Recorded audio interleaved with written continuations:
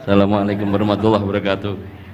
Pada Habibana Jindan, Gus Baha dan semuanya, langsung saja mengikuti daripada apa yang disampaikan Gus Baha, yaitu gerakan cangkem elek. Alhamdulillah tempat kita di daerah Bogor khususnya bertempat yang berseberangan dengan beberapa faham yang macam-macam, dan itu mustajab gerakan cangkem elek untuk menghadapi mereka. Ngoten Gus. Terus kulot dia nyuwun ijazah terus mewakili sedaya, dan yang kami kalih mumpung teng mriki kan ingkang didhawuhaken Gus Bawau fasilitas dinggo fasilitas nyuwun fasilitas ijazah ngrungokke tafsir Jalalain ingkang teng YouTube. Terus nyuwun ijazah ingkang kathah niki, ngambil ijazah yang banyak, fasilitas dari apa yang jadi tadi disebutkan beliau, fasilitas, masyhad dan semuanya. Jadi kita memiliki cara fikir yang enteng, yang enak. Dan mumpung wonten ijazahipun nggih kula suwun ngoten Gus Bang. Ngoten cekap semanten. Assalamualaikum warahmatullahi wabarakatuh.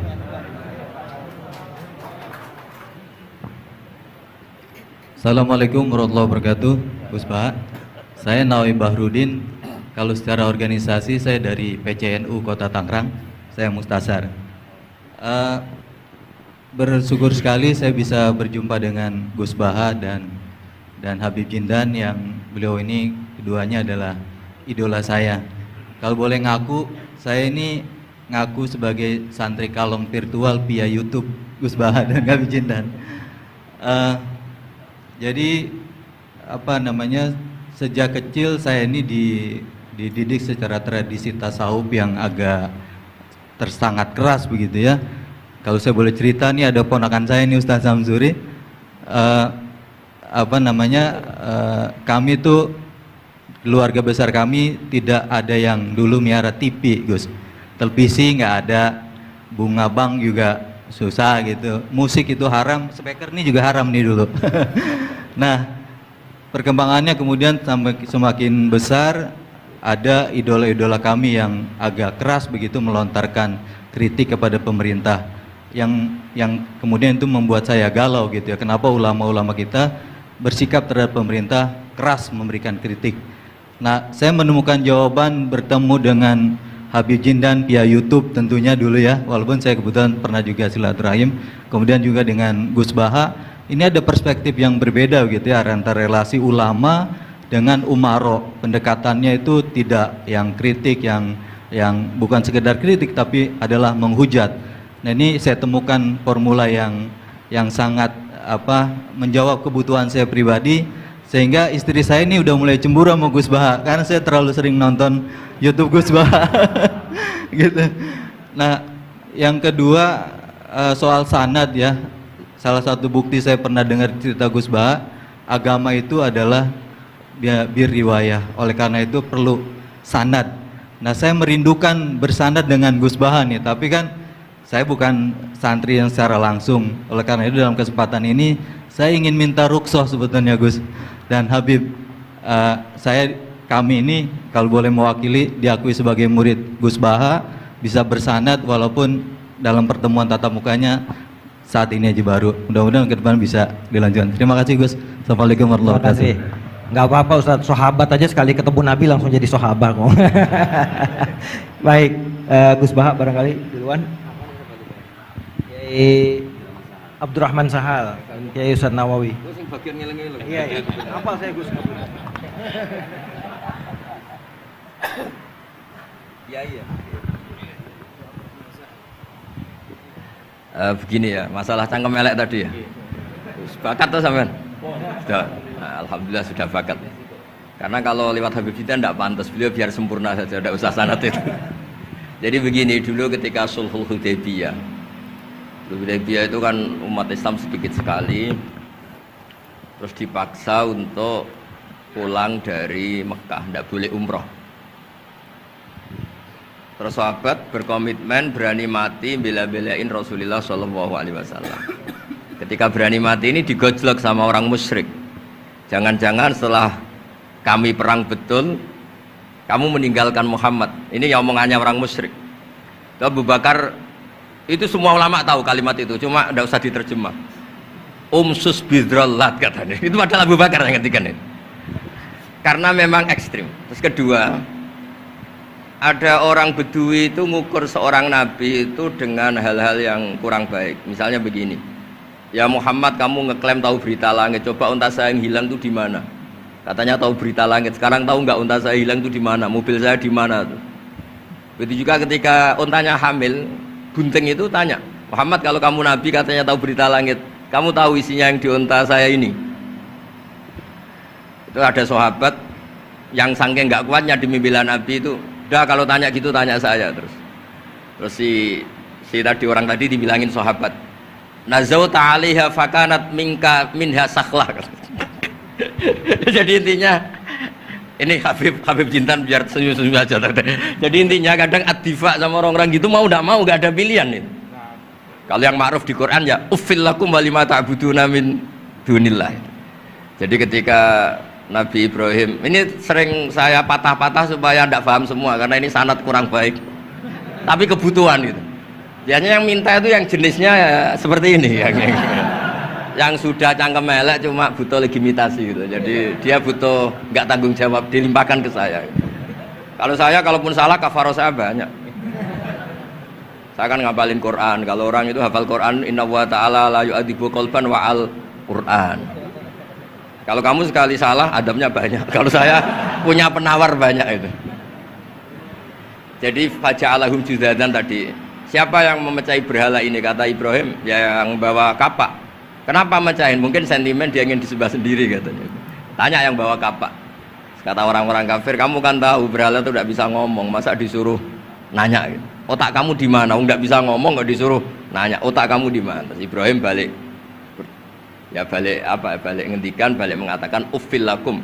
Otak kamu lalu di mana? Kayak ditanya aja tidak bisa jawab kok kamu sembah. Jadi di beberapa kesempatan sahabat belain Nabi sampai gitu. Jadi banyak orang Bedui, orang-orang kurang peradaban, karena Nabi itu memang nyatanya mendapat berita dari langit.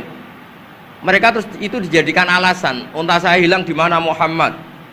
Ini di mana? Unta saya ini hamil, itu bentuknya kayak apa? Katanya kamu tahu berita langit. Masa gini aja enggak tahu? Ya terus tadi. Saya enggak tahu, sahabatnya mungkin kayak jenengan enggak tahu saya. Terus dia ambil, udah tanya saya aja. Nazauta 'alaiha fakanat minka minha sakhlah. Nazauta itu sudah paling anaknya ya kayak kamu lah, kamu yang nazauta 'alaiha, enggak usah diterjemah nazauta 'alaiha itu. Tapi potongan-potongan gini tahu kira nazauta 'alaiha itu kayak. Artinya ya memang dalam banyak hal memang nggak bisa dihindari hal-hal seperti itu. Ya tapi tentu yang suasananya ilmiah, bukan hadun nafsi ya, suasananya yang ilmiah bukan apa? Hadun nafsi. Karena kadang-kadang memang mau tidak mau kayak ya tadi orang-orang yang menghujat Nabi, orang-orang yang apa itu. Kadang-kadang paling efektif itu ya jawab seperti itu. Ya, jawab seperti itu. Itu sudah berapa tadi? 3 kan? Nah, itu bukti bahwa kadang-kadang itu nggak ada pilihan dalam menjelaskan. Ya, nggak ada pilihan dalam menjelaskan. Ya, maksudnya seperti itu, tapi tidak tahu saja. Daripada anggap bibitan kan kasihan. Saya aja yang jawab. Nah, terus tadi yang Jalalain rutin sanad saya memang sebetulnya kalau saya boleh milih di mana-mana sanad tuh ngajinya utuh. Saya dulu ngaji Mbah Mun itu mulai Jamul Jawami, Fathul Wahab banyak. Sebagai keluarga Quran, bapak saya itu hafal Quran tuh kayak Fatihah, ma'ruf itu di daerah saya. Tidak ada orang hafal Quran kayak Fatihah kayak bapak saya itu. Makanya tradisi keluarga kami memang Quran. Terus babah kami juga dari ulama Lasem, Habib Jitan pernah rawuh di mbah saya. Kebetulan pondoknya mbah saya namanya juga Al-Fakhriyah, Habib. Jadi karena kalau konstruksinya tidak khatam seperti ini namanya ijazah amma. Ijazah amma ya cukup lah buat rame-rame. Tapi secara keilmuan itu masalah karena konstruksinya belum selesai. Makanya tadi saya senang Habib Jitan ketika cerita ada orang ngajar lumak.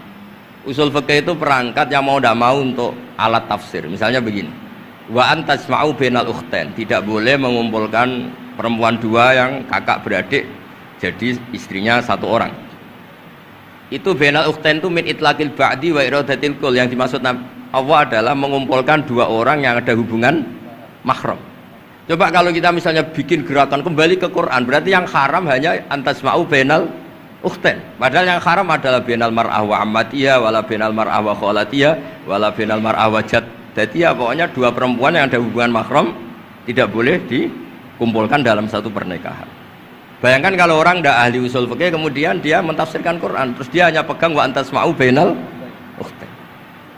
Itu juga anak tiri.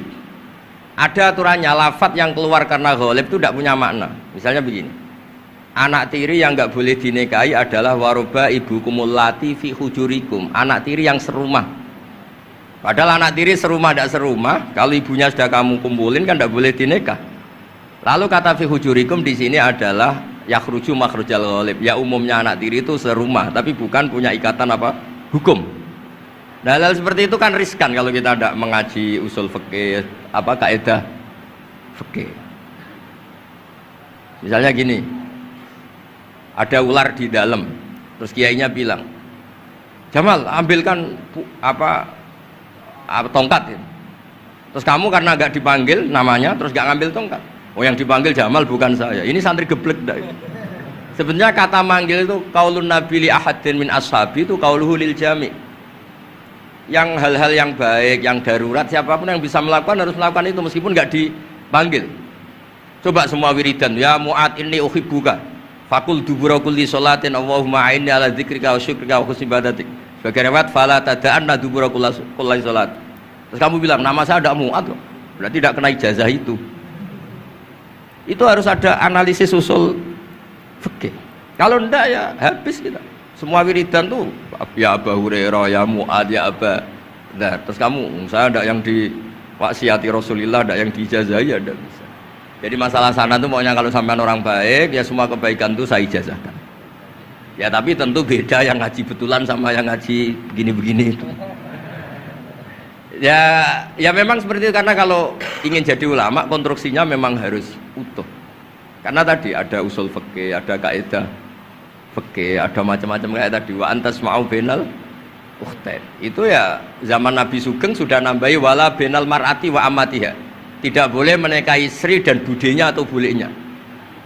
Nah, kenapa Nabi tidak bilang wala bainal mar'ati wa jaddatiha? Kayaknya orang kelainan kalau kepikiran seperti itu. Loh kalau bule itu masih masuk lah. Ya misalnya istri kamu 17, bulenya 27 kan kok cantik budenya kan masih bisa mikir. Tapi kalau istri kamu 20, mbahnya 80, kok kepikiran itu kan. Sehingga di hadis memang hanya wala binal marati wa ammatiha, wala binal marati wa kholatiha. Nabi tidak mengatakan wala binal marati wa jaddatiha. Kayaknya kalau orang normal tuh tidak kepikiran itu.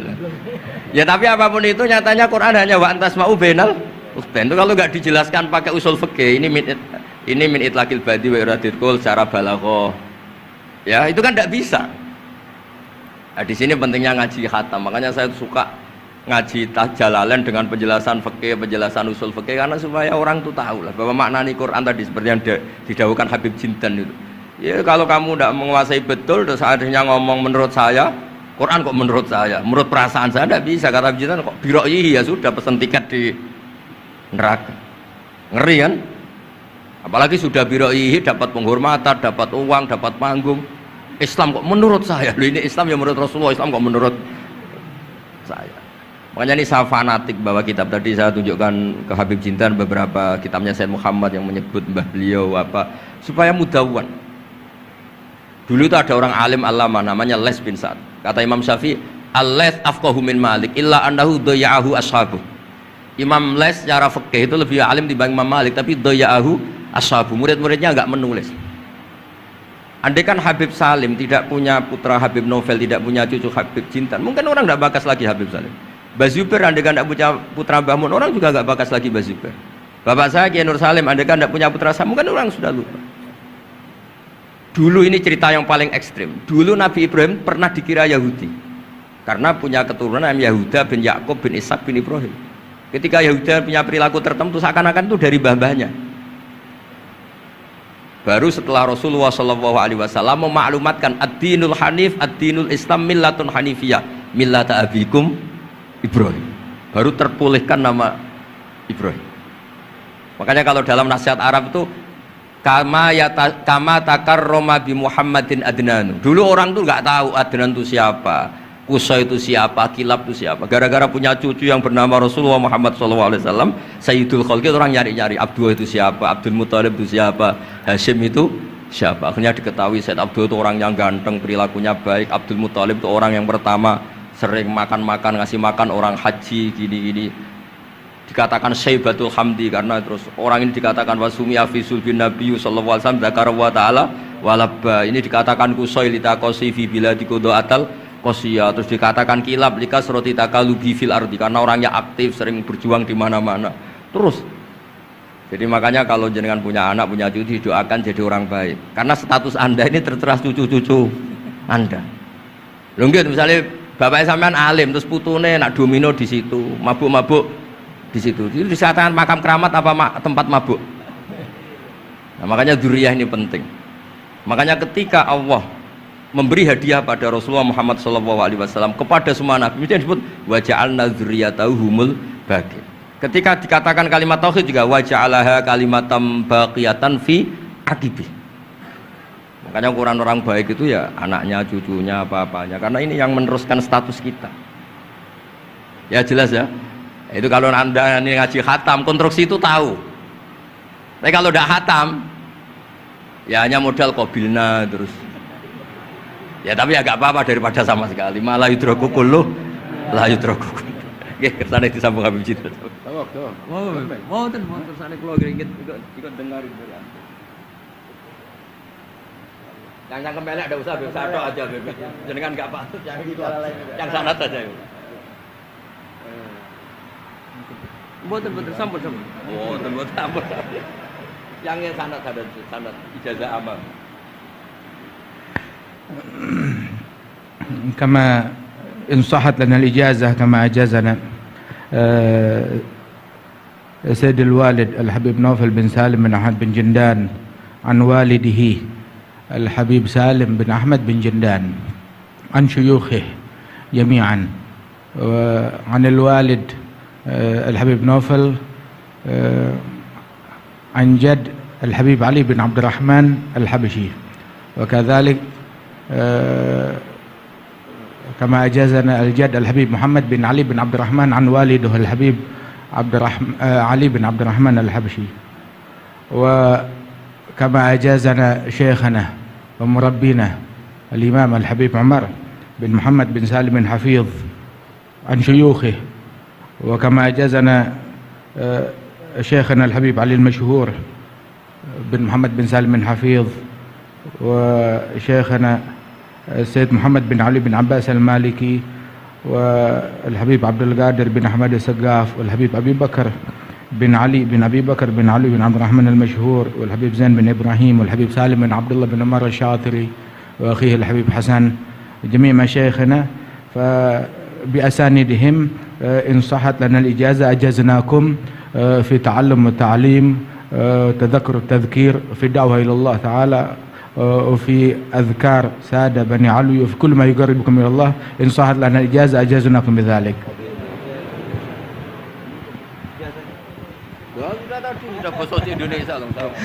Jadi ijazahnya Gus Baha pakai bahasa Indonesia kan. Jadi kita belum qabil tuh tadi.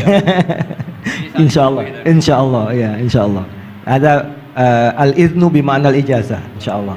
Jadi sudah diizinkan yaitu ijazah cangkem elek tadi dengan ijazahnya pengajian beliau lewat medsos, insyaallah bil izin ya, karena kalau kita mengaji kitab itu tidak perlu ijazah lagi sebetulnya kalau udah qiraatan ala syekh bimana iznuhu wa ijazatuhu insyaallah.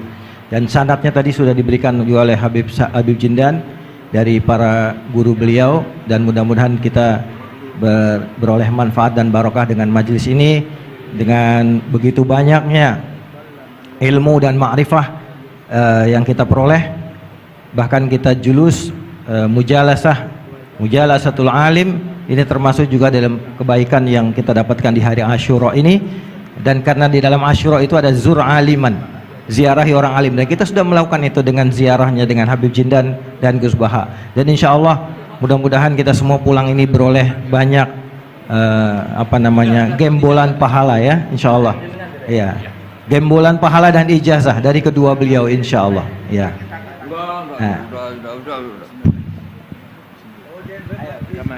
Ya, ajazatuhum kama ajazalana syekhuna wa syekhu syekhina Maimun Zubair wa aslafuhu ila Rasulillah sallallahu alaihi wasallam.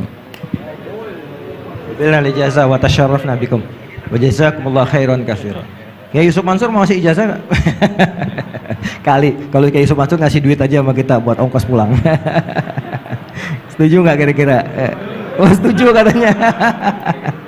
Baik, baik. Alhamdulillah majelis kita berjalan begitu lancar, mudah, tidak ada gangguan kendala dan semuanya pasti karena barokah para masyayikh kita, para ulama-ulama aslafun saleh yang telah meridhoi dan ridho dengan majelis kita ini. Kita doakan guru-guru kita yang ada di depan ini, beliau-beliau semoga selalu diberikan sehat, panjang umur dalam doa, dalam memberikan manfaat dan ilmunya kepada kita semua, dan menjadikan kita semua yang ada di majelis ini juga selalu menjadi tullabul ilm yang istiqomah, yang selalu meneruskan, insya Allah kita teruskan kepada generasi penerus kita, anak-anak cucu kita dalam tradisi keilmuan ahlu sunnah wal jamaah yang insya Allah akan selalu eksis di bumi Nusantara ini. Amin ya rabbal alamin.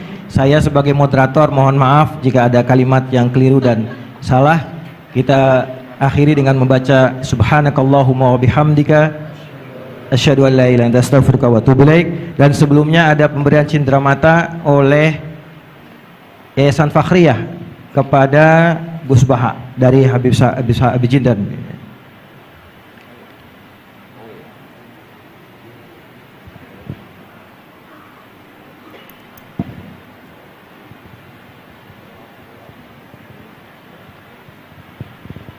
Sallu ala Nabi Muhammad. Kita senang dengan keberadaan beliau berdua ini, Masya Allah. Dan yang kedua dari Majelis Silaturahim diserahkan oleh Ustadz Mustafa Ismail. Fadhal, silakan.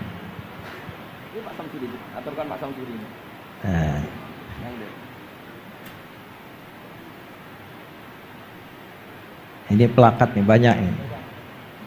Nanti Gus Baha di rumahnya banyak pelakat ini. Mudah-mudahan lemarinya ada Gus ya buat banyak.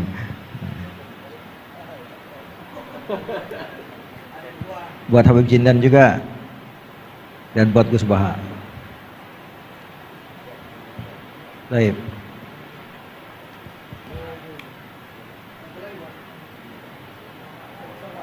Ustaz, ya.